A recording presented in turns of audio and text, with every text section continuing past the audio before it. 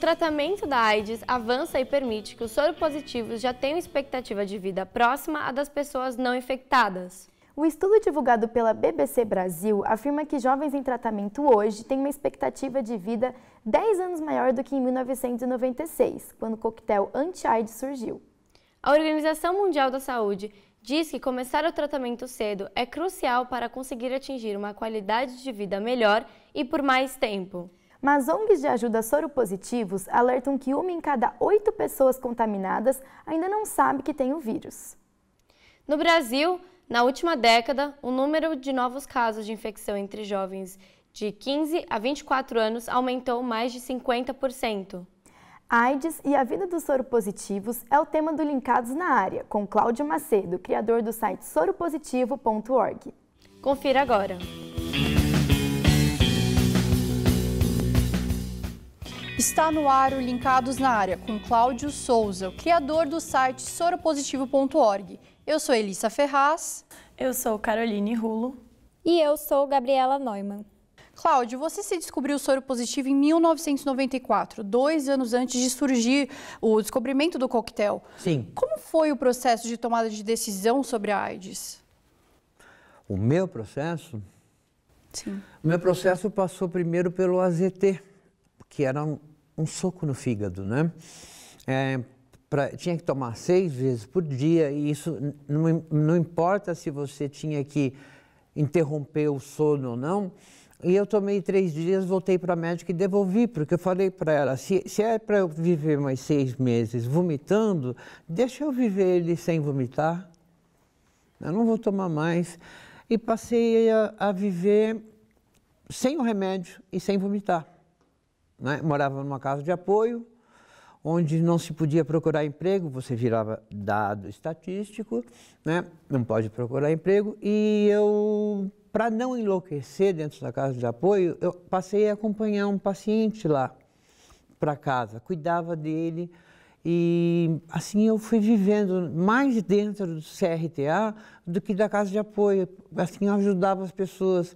Eu conheci muita gente dentro daquele hospital e perdi muita gente também.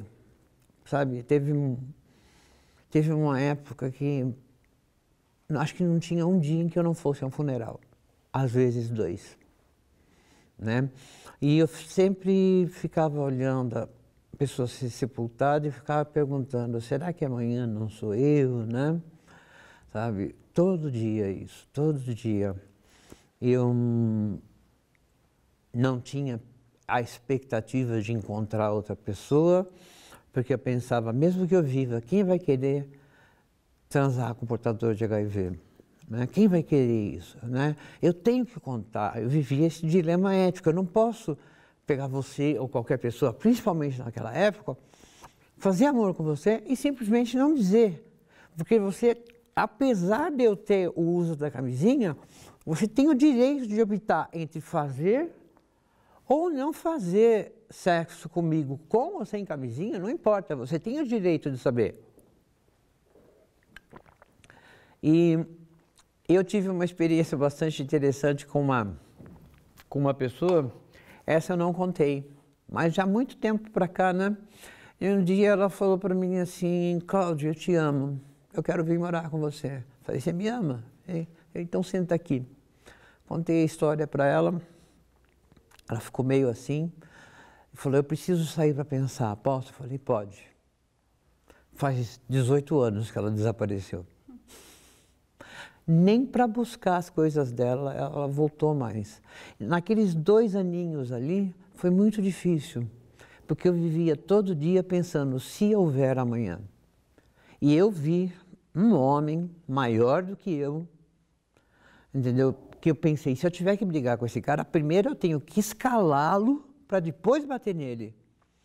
Ele chegou lá com uma diarreia provocada por criptococo. Em 2 dias ele morreu, porque a diarreia fazia ele perder de 10 a 20 litros de água por dia. 65% do seu corpo é água. Cláudio, quais foram as maiores dificuldades que você enfrentou naquele momento? Veja que eu vivia na noite, né? Eu era DJ. Eu era um bom DJ, mas não era uma pessoa muito simpática, eu reconheço que não. Então eu não tinha amigos leais, né? E de repente eu me vi sem ninguém. Eu perdi o emprego, eu era um bom vivant, morava em hotel, não tinha dinheiro para pagar o hotel, fiquei na rua, fiquei sem trabalho, acabou tudo. De uma vez. E eu me lembro que eu fui até o Marco Zero da cidade ali, sentei em cima dele, era por volta de 2 horas da manhã, e pensei, a partir desse ponto aqui, eu sei que 100 quilômetros à frente sempre vai ser São Paulo. Em qual direção eu tenho alguém em quem eu possa confiar, com quem eu possa contar? E eu não me lembrei de ninguém. Não me lembrei de ninguém. Depois, com os anos, eu pensei, eu podia ter procurado o Adilson, podia ter procurado o Toninho, podia ter procurado a Magda, mas naquela hora do desespero, você não lembra de ninguém. E Cláudio, mesmo com todas essas dificuldades, qual foi o momento que você sentiu, agora eu preciso caminhar, agora eu preciso seguir em frente e aceitar que eu tenho AIDS? Quando completaram-se os 6 meses e eu não morri. Eu pensei, se eu não morri com 6 meses, já não se sabe mais quando eu vou morrer. Né? E eu tinha 2 escolhas, eu dou elas para você. Você senta aqui, na beira da calçada, fica chorando, ou levanta e vai à luta. O que é que você faz? Levanta e vai à luta. Foi o que eu fiz. Não foi fácil, veja, não tinha ninguém. Eu puxei carroça para reciclagem de papelão ali na rua José Paulino, catei lata, fiz um capitalzinho, R$15. Conversei com o fiscal, eu primeiro fiz a temeridade de primeiro ir até a Galeria Pajé, comprei aqueles bichinhos virtuais. Fui procurando o chefe dos fiscais, até que eu encontrei, não vou falar o nome dele, faz muito tempo, mas eu não vou falar. Falei para ele, cara, o negócio é o seguinte, eu tenho AIDS, estou na pior, não tenho para onde ir, eu tenho isso aqui para vender, começar a trabalhar, mas eu não tenho como pagar acerto. Ele falou para mim, você tem AIDS, meu irmão? Ele falou, tenho. Ele falou, você prova isso para mim? Eu mostrei os documentos para ele.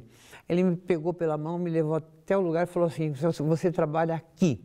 Qualquer coisa que alguém falar para você, manda falar com fulano, que era ele.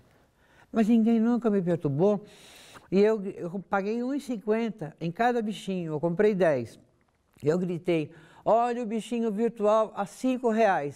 Em meia hora eu tinha vendido todos. Eu desci aquela José Paulino como um foguete até a Galeria Pajé, comprei tudo de novo. Em 2 semanas eu tinha dinheiro para alugar uma vaga num lugar para morar. Com 1 mês eu tinha um quarto. Em 3 meses eu tinha uma casa em Guarulhos. Aí eu comecei a pensar, comprei um computador, porque eu via o futuro. E eu não imaginava que ia haver todo esse progresso. Quando você está ali no calor da batalha, você só pensa no pior. Né? Eu pensava assim, bom, um dia as coisas podem ficar bastante difíceis para mim, porque eu vi muita gente debilitada. E eu pensei em trabalhar com o computador, porque eu pensei que enquanto eu tivesse um braço, um olho e um cérebro funcionando, mesmo que parcialmente, eu poderia trabalhar. Por isso eu escolhi os computadores. Que legal. Carol, você tem alguma pergunta do Twitter para a gente? Cláudio, temos uma pergunta do Twitter para você. Lembrando que você também pode enviar sugestões de convidados no nosso Twitter, @linkadosum, com o numeral. O Marcelo, do @mxrcelo_, diz: Cláudio, qual a faixa etária do público que mais acessa o seu site? E esse é seu público-alvo? Esse é meu público-alvo, realmente. É o público que está ali na faixa dos 19 a 24, 25 anos. Depois, a faixa seguinte é a dos 25 até os 32, 35 anos. E aí a curva começa a cair vertiginosamente. Quando chega nos 65 anos, é um gráfico muito pequeno. Não sei, as pessoas parece que param de fazer sexo depois dos 65 anos.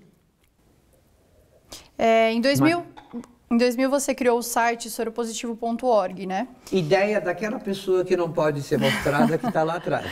E você acha que ele cumpriu os objetivos que você se propôs quando criou?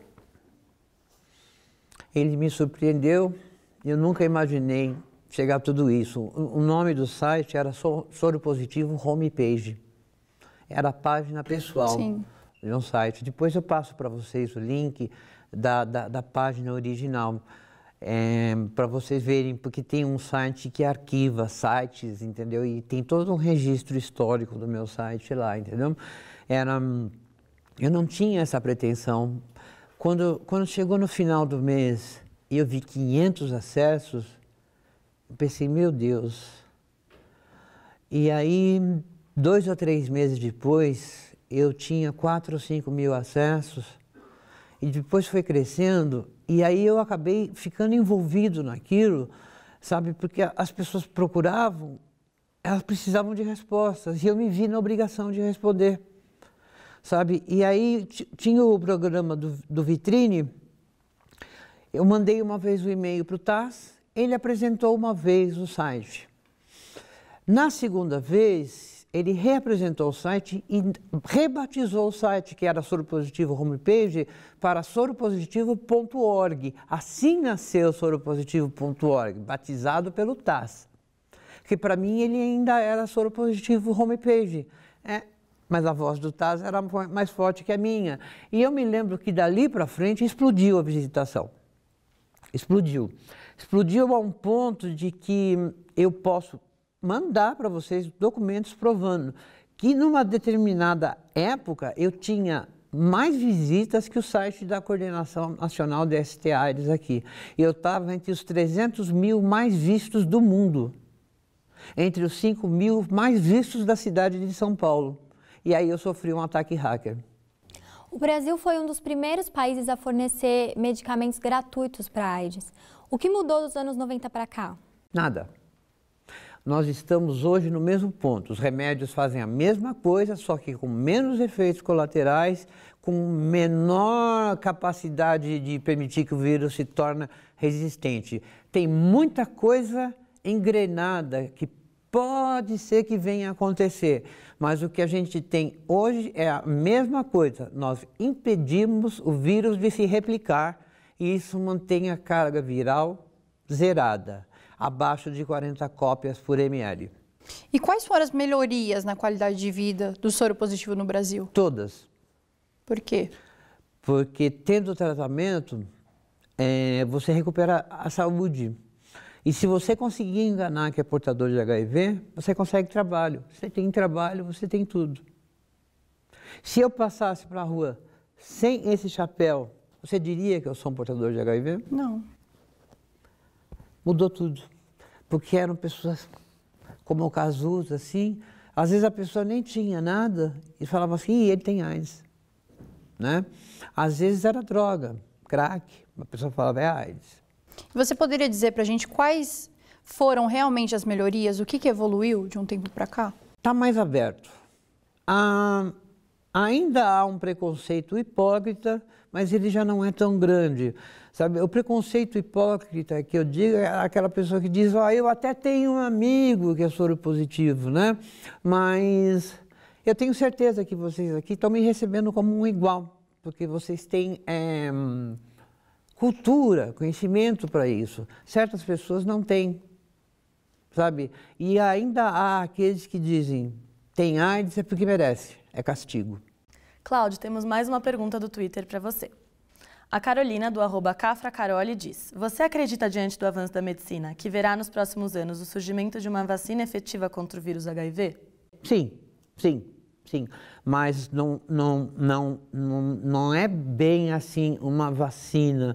É um conjunto de coisas, uma vacina, um medicamento, uma outra coisa, que vai manter imunidade periódica, entendeu? Sempre vai haver, a princípio, assim, vai haver muita a necessidade de se voltar, mesmo que seja de 3 em 3 meses, de alguma maneira você vai ter que voltar ao ambulatório.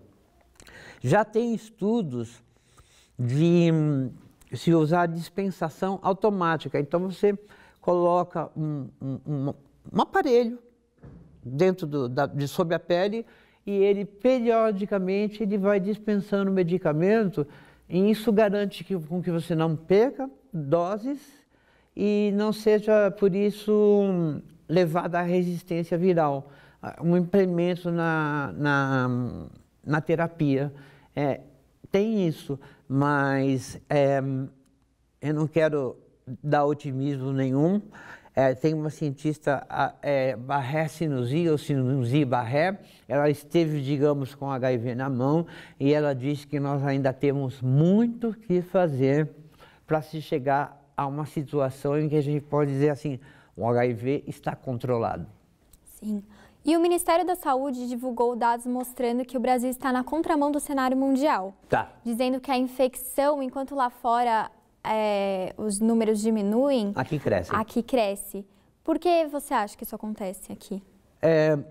Eu pergunto para você, quando é que você vê, se você assiste TV, tirando a MTV, uma propaganda falando, olha, usa a camisinha. Qual é o papel da mídia? A mídia não faz nada, nem a escrita, nem a impressa, nem a radiofônica, nem a televisiva. Mas essa mesma mídia espalhou câncer gay, peste gay, castigo de Deus. Entendeu? Eles ainda não fizeram meia-culpa de dizer, nós erramos, não é assim. Sabe? Não tem ninguém que possa entrar aqui de qualquer jornal e dizer para mim qualquer coisa que eu não tenha uma resposta para dar para ele, perguntando para ele, quando foi que você escreveu? Porque eu duvido que ele tenha uma resposta. Isso não acontece. E é por isso que os números crescem.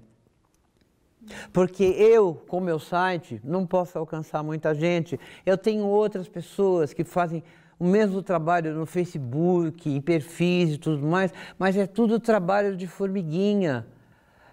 Eu não vou dar nomes, mas a gente tem aí programas com alcance de 50 milhões de lares e que não se fala nada a respeito. Sobre o preconceito que envolve a AIDS, você acabou falando um pouquinho em relação a isso, mas há um tempo atrás a gente viu o que aconteceu com o diretor da TV Globo, Miguel Falabella, e ele disse em entrevista que quando espalharam o boato que ele era soropositivo, ficou um mês trancado em casa por causa do medo de encarar a sociedade. Como você enxerga o preconceito hoje? É assustador. É assustador porque você nunca sabe como as pessoas vão reagir. Eu ando com esse laço nesse chapéu ou no outro, porque eu sou meio doido, né? Porque já houve gente dizendo, meu Deus, eu preciso sair desse vagão do metrô. Como também houve casos de gente que falou para mim assim, você é o cara daquele site. Eu falo, qual site? O soropositivo.org, sou eu sim. Entendeu? Há boas recepções e há péssimas recepções. Depende do dia, da hora, às vezes não acontece nada. Na maior parte do tempo não acontece nada. Até porque nem todo mundo liga isso à AIDS. Né? E basicamente é isso, né? Preconceito é sempre preconceito. Dói. O Linkados na Área conversou com jovens aqui da faculdade mesmo sobre a AIDS. Vamos ver um pedacinho? Não. Você teria relações sexuais com alguém soropositivo? Acho que depende da situação, depende da relação que eu tivesse com a pessoa. Nossa, não sei. Acho que não. Com camisinha, talvez, dependendo da pessoa. Se a pessoa informar antes e usando os métodos necessários para me proteger, sim. Sim, sem nenhum problema. Com proteção, obviamente. Com esse take, a gente queria saber o outro lado, o seu lado, né? Como é a vida sexual de um soropositivo? É uma vida normal, só que com preservativo. Sabe, por exemplo, minha esposa está ali, né? E a gente faz amor com camisinha. Porque ela tem uma cepa viral e eu tenho outra. E pode ser que a cepa viral dela seja resistente aos medicamentos que eu tomo.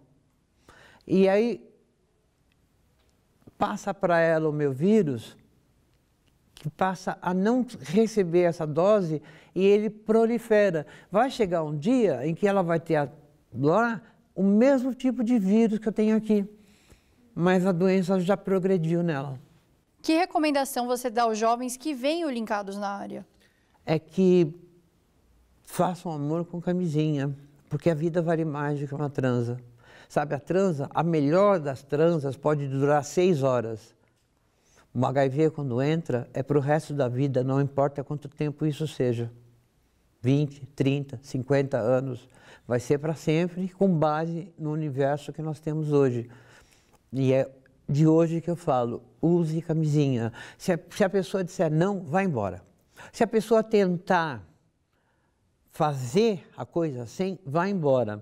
E para vocês, mulheres, eu tenho uma coisa bastante difícil de se falar assim, mas evitem posições que vocês não podem controlar visualmente o uso da camisinha, porque tem uma prática chamada stealthing, na qual a pessoa mal intencionada tira a camisinha num dado momento e você não percebe, e quando você vê é tarde demais. Cláudia, a gente agradece a sua participação. Muito obrigada. Por nada, eu que agradeço a oportunidade. Obrigada, Cláudio. E para assistir novamente esta e outras entrevistas, acesse o portal dos alunos de jornalismo da SPM de São Paulo ou o canal do Linkados na Área no YouTube.